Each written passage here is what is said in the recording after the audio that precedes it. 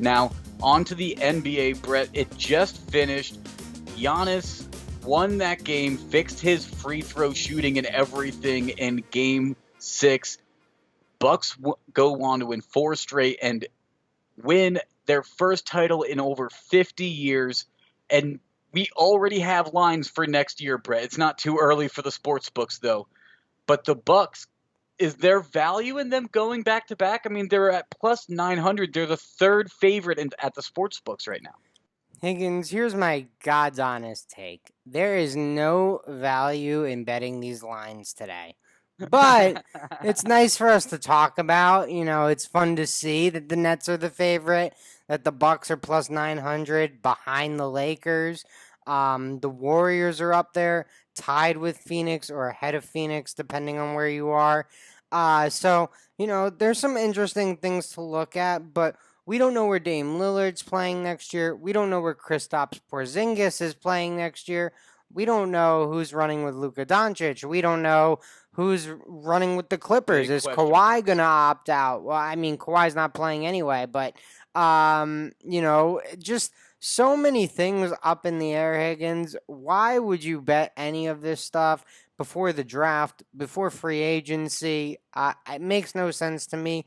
But I guess if you had some inside information and knew where Dame Lillard was going, text me first, and then we could bet these markets.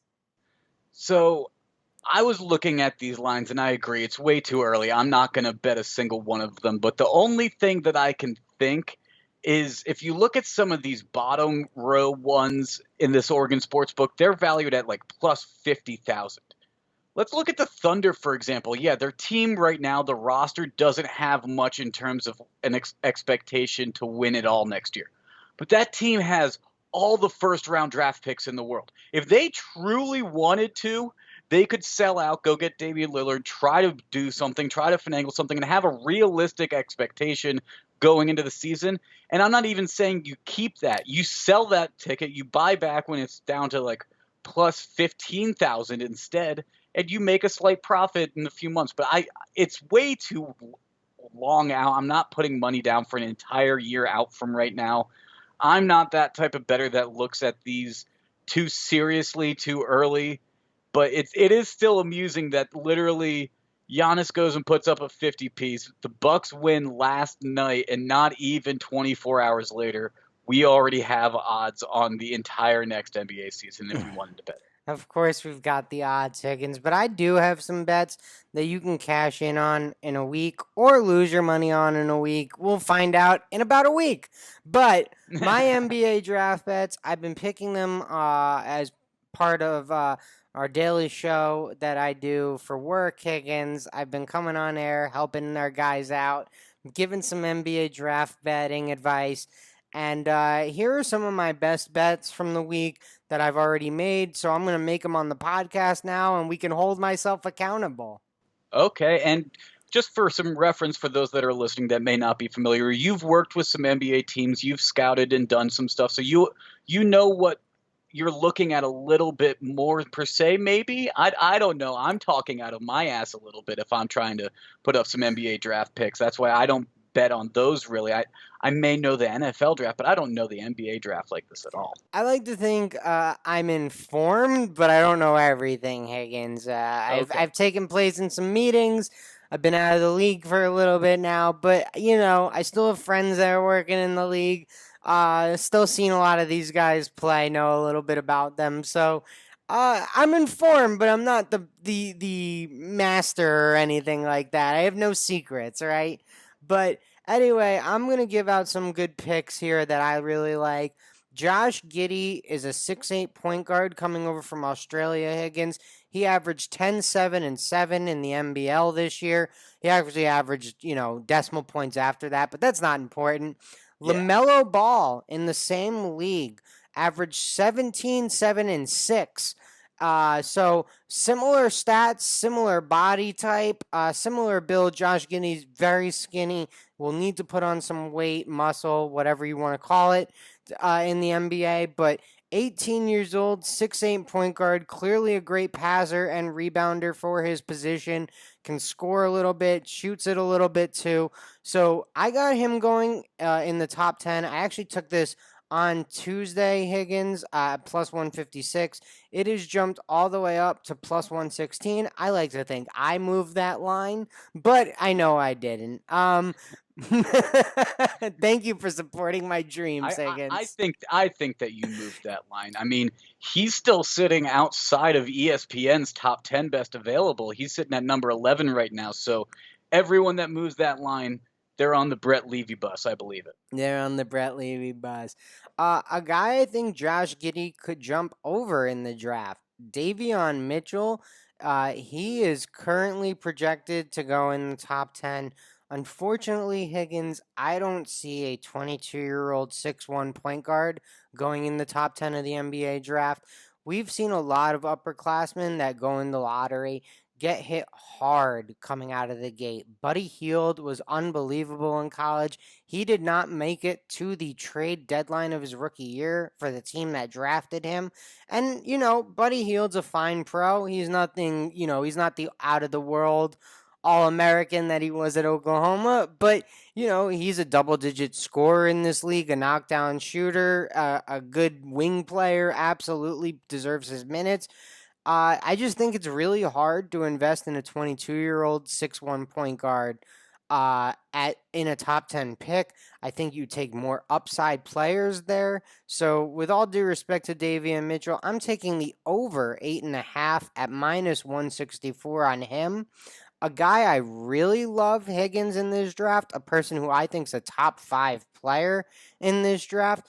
And actually, when I spoke about this pick earlier today on the show, it was listed at 5.5. Now it's all the way up to 7.5. So I'm taking it with this new value, Higgins, under 7.5 for Jonathan Kuminga. This is an 18-year-old kid, Higgins. He should be a senior in high school. Instead, he is in the NBA draft. He was the number 1 recruit in his class until he reclassified and then turned pro. But Jonathan Kuminga, he's an explosive wing. He fits the mold of the NBA. He's very raw, really young prospect. He's kind of the Giannis mold, right? As this raw piece of clay that you can mold and develop and turn into something special.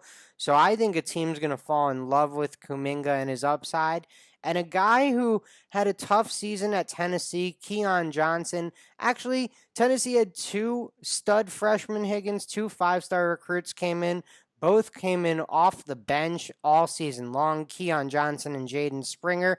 It was a weird year at Tennessee because they had so many talented upperclassmen still on the roster. But I think that kind of gets swept aside. I think the NBA scouts look at Keon Johnson. They see the 2 extra inches on his wingspan as a wing defender. They see the athleticism. They see what he can do in the open floor, and he can defend on day one in the NBA. I think Keon Johnson finds his way going to probably the Orlando Magic at pick 8, but possibly even the Golden State Warriors at pick 7. So I'm going to lean under pick 8.5 for Keon Johnson at plus 164, the exact opposite of Davion Mitchell. So maybe those two do the little flip-flop. Giddey gets into the top 10 for me. Kuminga goes top 5, and we're looking good, Higgins. I love this Kuminga pick, honestly. I mean, you look at his measurements right now. You said a Giannis type. He's 6'8", 220 at 18 years old. Giannis, when he was drafted at 18 years old, he was 6'8", under 200 pounds. So you got Kuminga coming in a little bit more built, maybe a little bit more basketball floor ready than Giannis was out the gate the first year. But you saw what that did for Milwaukee by drafting him and trusting in him and believing in him. He went on to become a 7-footer that's 240 and just the Greek freak. And you got Kuminga here who's 6'8", 18 years old. He's not done growing. There's no way he's done growing. Come on. There's no way he's done growing. I think he's a great wing player now. Who knows what he can grow into being? He could grow into being a 7-footer. He could grow into being 6'9". Who knows? But then your shooting guard picks, I like those as well. Maybe they do get flipped.